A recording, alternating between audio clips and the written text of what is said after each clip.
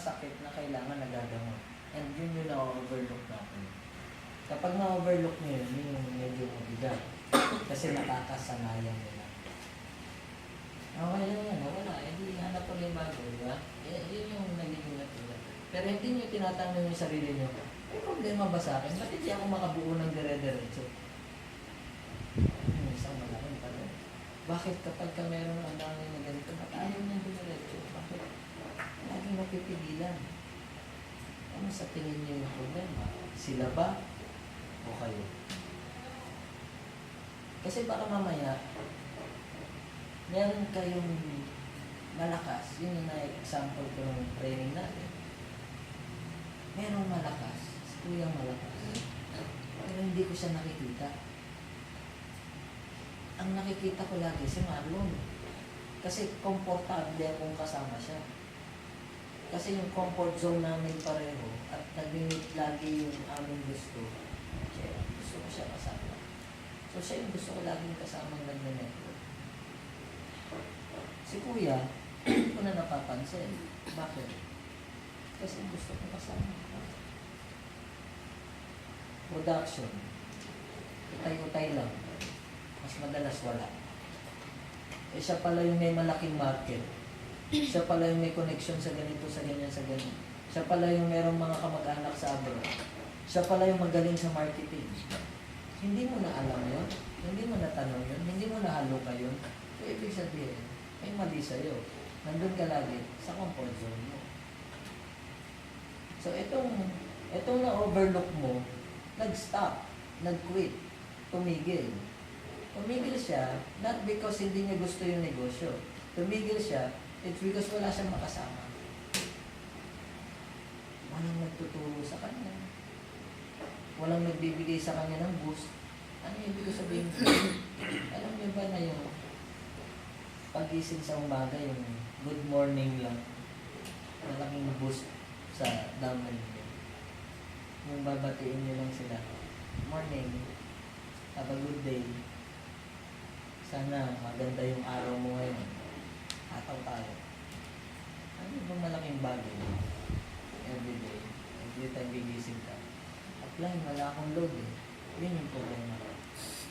Huwag ka na magnegosyo. Kung ang ikakatwiran mo lagi sa upline mo, sa downline mo, wala kang load. Kung lagi may kakatwiran, smart kasi ako eh. Load kasi ako eh. Sana naka-unli kasi ako eh.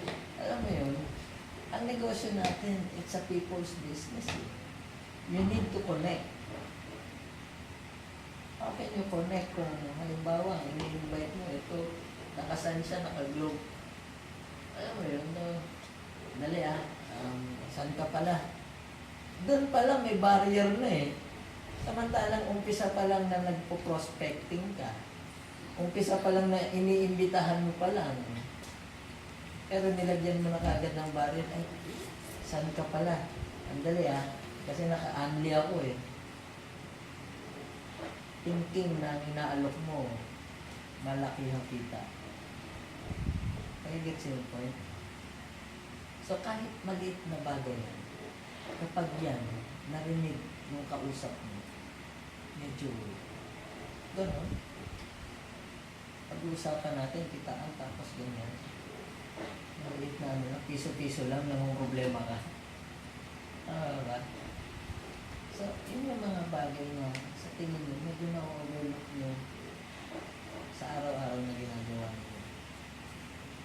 Lagi nyo iisipin, every day, ito, tandaan nyo na, uuwi kayo sa bahay, try to assess. I-assess nyo kung ano yung nangyari ngayong araw na to. Ano yung maling ginawa ko ngayong araw na to? Para bukas, may tama ko. Hindi yun overnight lalo na kung yun na yung ugali ninyo. Hindi yun overnight. Pag pinag-usapan natin attitude, it's a long process. Pero sana everyday may nababago. Pag umuwi kayo sa bahay, assess nyo yung sarili before you pray. Ano yung maling ginawa ko? And then pag na-assess nyo, mag-pray kayo, tulog kayo, kinabukasan, at least may nababawasan. Kasi kung everyday, yun at yun ang ginagawa ninyo, huwag kayong mag-expect na yung resulta mababago. Kasi yun pa rin ang magiging resulta ninyo. Hindi mababago yun. Sa totoo lang, kung pag-aaralan natin, walang perfecto bawat isa sa atin. Tayo sabihin na natin, sometimes we mock people. Ako madalas, malakas din ako mag-asar. Alam mo yun, yung everyday na minsan nabubuli din ako, ayan, nangyayari yun. Pero just for fun. Napapanood natin sa TV yun, just for fun. Pero guys, once we talk about a people's business, a relationship business, a network marketing business, kailangan natututo tayong mag-adjust sa bawat ugali ng pakikisamahan natin. Bakit ko ginamit yung sa pakikisamahan? Lahat ng mga taong iniimbita natin at nakakasama natin under our organization, iba't ibang klase ng ugali ng tao. Kung hindi ka matututong sumayaw at hindi ka matututong gumalaw sa harapan nila, meron at meron kang makakabangga. Tandaan nyo, kung ikaw ay upline, hindi mo pwedeng awayin ang bangga. Ulitin ko kung ikaw ay upline, hindi mo pwedeng awayin ang downline mo. Paano yan upline?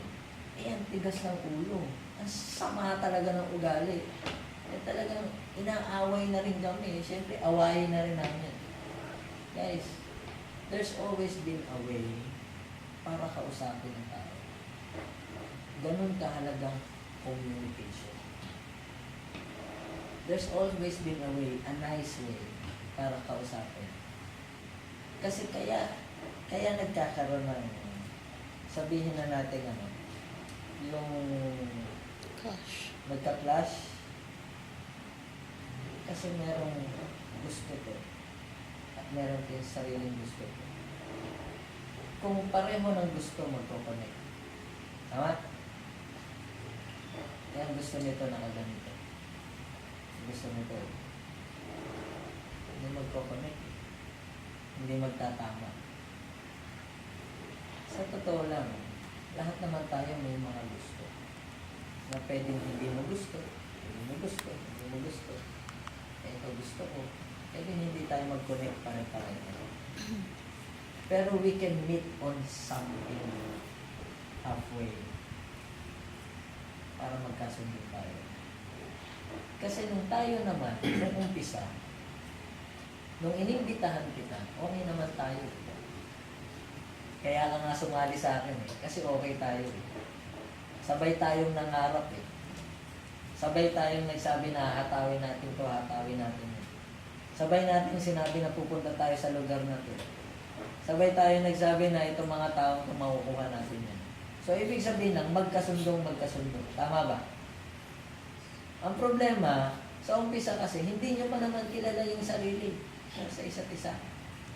Hindi pa. Hindi kita kilala ng malalim. Hindi mo ako kilala ng malalim. Along the way, habang mag-araw-araw na magkasamang umahataw, lumalabas ang totoong ugali ng bawat isa. Tama po ba?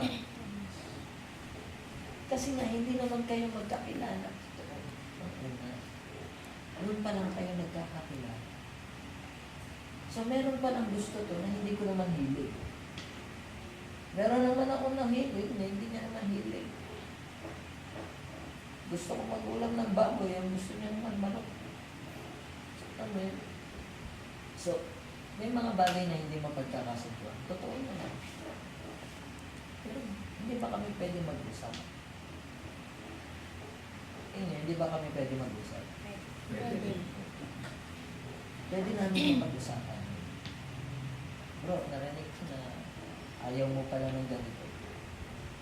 Ayaw mo pala ng ugali kong ganito. Sana, diniretso mo na sa akin para hindi mo na rinig nito mga to. Sana tayo na lang nag-usap. Try kong mag-adjust. Try kong baguhin kahit paunti-unti. Pero huwag mo naman akong biglayin na mabilisan. Ito na kagad gusto mo. Ang sabi niya, sige, okay lang. Kasi na-confront eh. Napag-usapan ka agad eh. Hindi at least kami yung nagkakaintindihan. Tama? Yan guys, yun yung kulang doon sa ginagawa natin. Meron tayong tinitignan, kundi sarili natin. Ano yun? Yung kumita tayo pare-pare. Walang masama doon. Dahil kailangan natin pare-parehong kumita. Pero ang nakakalimutan natin, it's a people's business. It's a connection. It's a relationship business. Kailangan natin makisama sa bawat tao, makakasama natin. Kung meron tayong ayaw dun sa mga tao nakakasama natin, di pa banggitin natin sa akin. Adjustment ang tawag.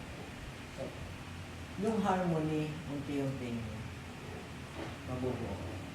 Why? Kasi doon magsisimula na okay. Tignan nyo ha. Isang malaking truck. Lahat tayo. Kailangan natin itulak para makadaan si ate. Kasi naparahan siya. So, tutulak natin. Kaya ba natin itulak na yung kanya-kanya tayong tulak? Tulak mo, tulak mo, tulak mo. Yung kanya-kanya lang tayo. Hindi. Sabay-sabay. Pero pag sinabi natin, 1, 2, 3, go. 1, 2, 3, go.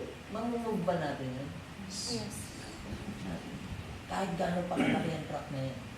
Uurong sa atin yan eh. Kasi iisa lang ang lakas natin para ma-move yan. May natulungan tayo. Natulungan natin si atin. So, ibig sabihin pala, mas malakas ang pwersa kapag nagkakaisa. Tama ba? Pero hindi mangyayaring magkakaisa kapag hindi nagkasundo. So, ibig sabihin na, may mga adjustment tayong gagawin. Kung hindi mo kayang sabayan yung ugali nitong tao, eh di hi, hello, ganito. Yan lang. Huwag na yung dami pang sinasabi. Tama ba? Yes. Hi, hello na lang. Kasi hindi ka masakyan eh. Hindi kita masakyan natin. Pag nakita tayo natin, kamusta ka na? Yan lang. Di ba? Pero yung upuan mo pa ganito, tapos mga ipag-plastikan ka, napaka-plastic mo. Tama? Kasi kung hindi mo kaya, sabayan. Kasi mag-a-adjust tayo pare-pareho. Pero once na merong kailangang pagtulungan, nandyan tayo, sama-sama tayo. Yung pwersa natin isa. At kapag may nangailangan ng tulong, alam niyo ba na kami,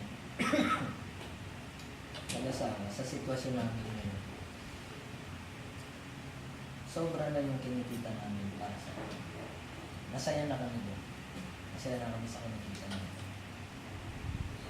And most of it, yung, meaning part of it, mas marami kami natutulungan.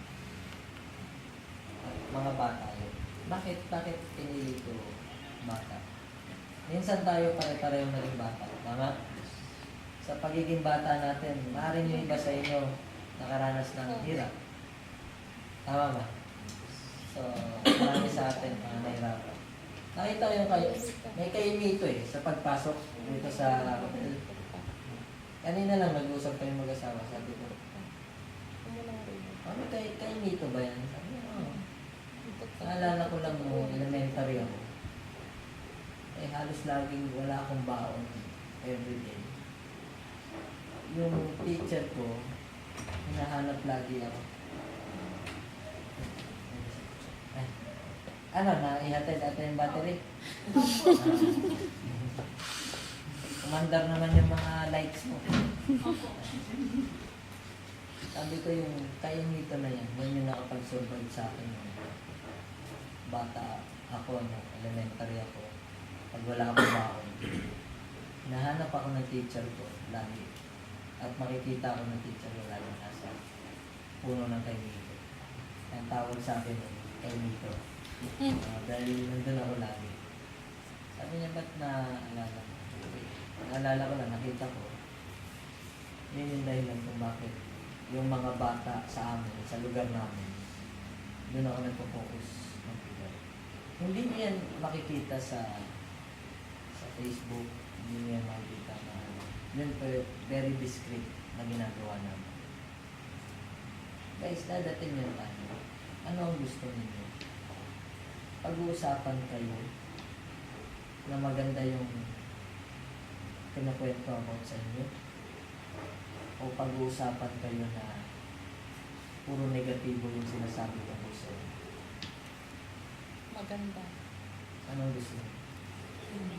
Maganda. Obviously, gusto natin pare-pareho maganda. Kung gusto natin pare-pareho maganda yung magiging feedback sa atin.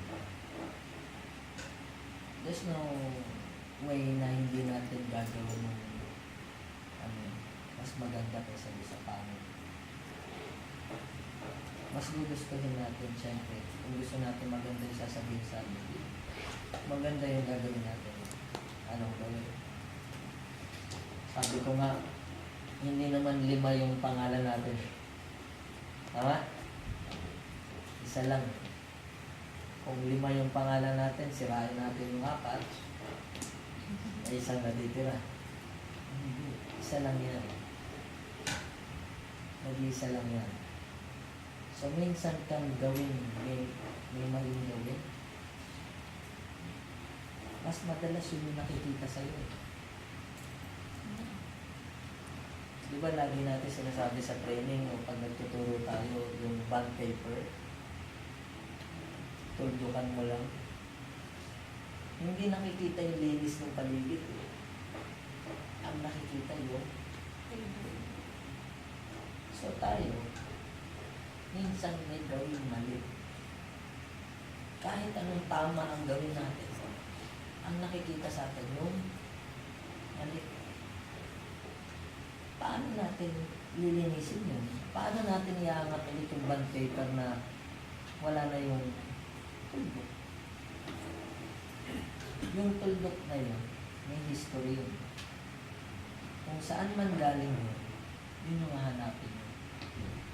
Yun yung kausapin mo. Yun yung pinakamabigat na part ng buhay mo. Yung magpakumbaba. Why? Kasi lahat tayo may pride. Lahat tayo may ego. Lahat tayo may dinadalang ganyan. Every day.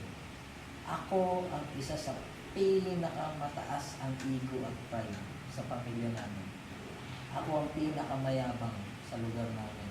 Ako yung napakaliit pero ulit sa amin. Yun yung dahilan kung bakit walang sumali sa akin sa lugar namin.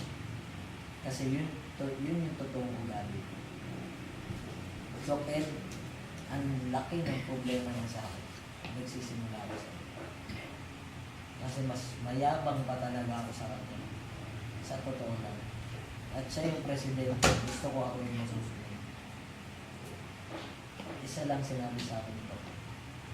Kung hindi mawawala ang katigasan ng ulo mo at hindi mawawala yung pride mo, walang mababago, hindi lalaki ang network. Hanggang dyan ka na lang. Nasaktan ako na. Kasi hindi ko naman nakikita yung sarili ko na gano'n. Kailangan pala may ibang taong magsabi sa'yo. So then I realized, yun pala yung dahilan kung bakit walang sumali sa akin sa lugar. Kasi yun pala totoong ugali. So nung pinag-aralan ko yung mga tao sa lugar namin, yun isa lang ang sinasabi. Yabang ka kasi. Ano ka kasi, dami ko sinasabi. Hindi sa akin. I need to adjust. Pagbalik ko sa lugar namin, na meron na akong resulta, hindi ko sila mag-please. Bakit? Kasi ang tingin nila sa akin, yung tuldok pa rin. Tama ba?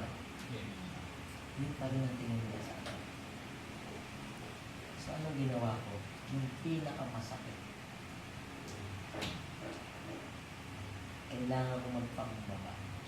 Kailangan ko silang isa-isa. Kailangan ko silang paplusin. Hindi ko naman ginagawa. Kasi dati ginagawa ko, sinasampat yung mga ginabatuhan ko yung mga, pero ngayon kailangan ko sila imasa.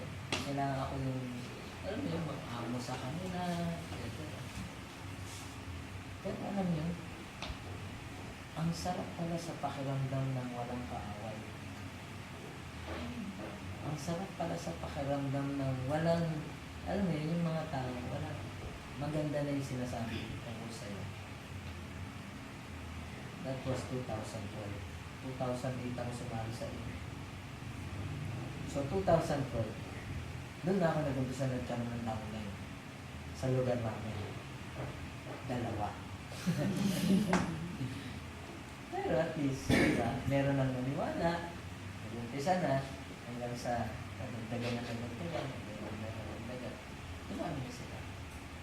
So, after 2 years, kaya ako, after 2 years, nagkaroon ng BCO. Kasi dumami na sila.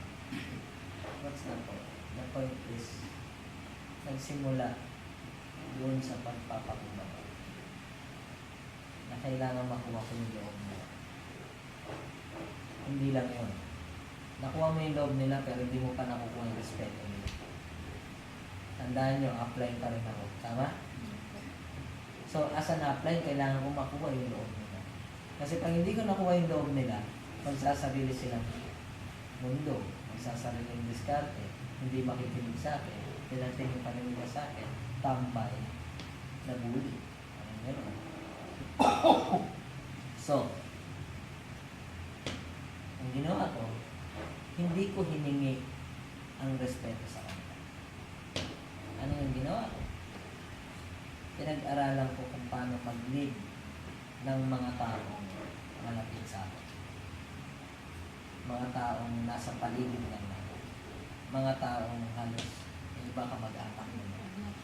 Kasi kailangan ma-lead mo sila ng tama. Not because magkakilala lang kayo. Iba yung personal, iba yung negosyo. Tama mo ba? In the end of the day, nasa negosyo pa rin tayo pare-pareho. So, paano ko ginawa? I need to adjust na naman. Hirap na. Ang dami pa lang pagdadaanan, ano? So, hindi lang yun na pagiging apply. So, nilinis mo yung relationship nyo bilang magkalugar, kaibigan, kapitbahay, okay na. Sunod na level na ayusin mo, yung pagiging apply mo naman. Business partner sa kanila. So, mabigat yun. Kailangan makuha mo na naman yung loob. Nakuha mo na yung loob bilang kapitbahay, ibang pagkuha na naman ng loob. Paano mo ba mapapakita sa downline mo na apply ka? You walk na to.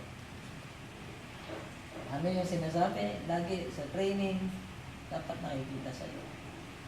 Kasi pag ikaw ang nag-train sa mga tao mo at hindi nakikita sa'yo, you don't walk na to. You just talk. Puro ka lang salita. Hindi mo naman ginagawa. So yun yung medyo mabigat na part. Titingin ka ulit sa salamin ngayon. Tatanungin mo ulit sa sarili. Ano pa ako ba ito pala ko as an outline? Kailangan. Hindi pwedeng maglilid ka ng tao na hindi ka marunong mag-present. Hindi pwedeng maglilid ka ng tao, hindi mo alam yung mga products. Hindi pwedeng maglilid ka ng tao na ikaw mismo hindi umate ng training. Hindi pwedeng maglilid ka ng tao, hindi mo inatilan yung mga importanteng company events. Nag-get sa yung point ko? Because ang pinag-uusapan pa rin natin, it's about a global business. Ang pagiging leader na pag-aaralan. Sabi nga, meron daw yung iba born leader na, yung iba naman ini-enhance as leader. Pero alam niyo ba na ang pagiging leader is more on experiences. Mahirap naman yung born leader ka na pinanganak ka. Maliit pa lang, leader ka na. Mahirap yun gano'n. Para si Mahal na. Mahirap yun. Ang leadership, it's been a while na dapat experiences mo malawak. So, paano nyo ba nagiging yung experience nyo sa negosyo, sa activities nyo? Baba activity mo, baba ang chances. Magkaroon ka ng experiences. Mataas activity mo, malaki ang chances na magkaroon ka ng maraming experiences. Because doon nagsisimula yung wisdom. Kung natututo ka. Paano kung kamali ka na, inulit mo pa, nagkamali ka na, inulit ka, hindi ka nag-a-assess every day. Ibig sabihin, hindi mo pinag-aaralan ng sarili mo araw-araw. Alam mo guys, isa sa pinakamabigat yun para sa akin as a person, as a tao, yung hindi ka nag-a-assess. Ang salita sa Tagalog, yung pagbubulay ba, yung binubulay mo yung sarili mo.